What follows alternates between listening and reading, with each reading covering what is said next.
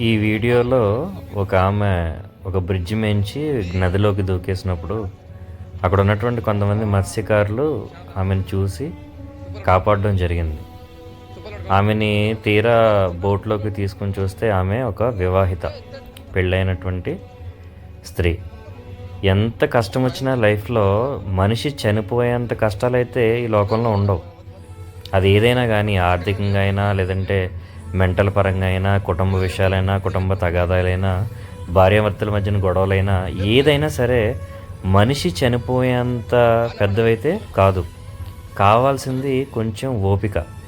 ఆ ఓపికతో ఎప్పుడైతే మనం కాస్త సహనం కలిగి ఆలోచిస్తామో అప్పుడు దేవుడు మనకి సరైనటువంటి ఆలోచన ఇస్తాడు. ఈ జీవితం చాలా విలువైంది. దేవుడిచ్చినటువంటి ఈ జీవితాన్ని తొందరపడి మనం పాడు చేసుకోకూడదు. ఉదాహరణకి నా జీవితంలో ఒకప్పుడు నేను కూడా రాజమండ్రి గోదావరి నుంచి దూకేద్దాం అనుకున్నటువంటి నన్ను, చనిపోయి ఆత్మహత్య చేసుకుందాం అనుకున్నటువంటి నన్ను దేవుడు లేవనెత్తాడు. మునుపటి స్థితి కంటే ఇప్పుడు దేవుడు నా జీవితం ఎంతో అభివృద్ధి చేశాడు. కావాల్సింది ఏంటంటే కాస్త నిరీక్షణ, కాస్త ఓపిక. ఎప్పుడైతే మనం ఓపికతో జీవితం పట్ల ఆశ కలిగి జీవిస్తామో దేవుడు ఖచ్చితంగా మన జీవితాల్లో మేలులు అనేవి చేస్తాడు. ఈ మాత్రం జీవితంలో వచ్చేటువంటి కష్టాలకి మనం లోబడిపోయి వాటికి భయపడి ఆత్మహత్య చేసుకుంటే కనుక మన శరీరంలో ఉన్నటువంటి ఆత్మని నరకానికి తీసుకెళ్ళి వెళ్ళేవారుగా ఉంటాం అన్నమాట.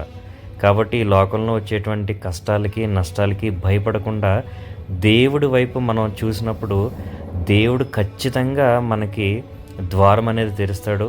ఇప్పుడున్నటువంటి కష్టాలు, నష్టాలు ఎప్పటికీ ఒకేలాగా అవైతే ఉండవు, ఖచ్చితంగా ఉండవు అన్నమాట.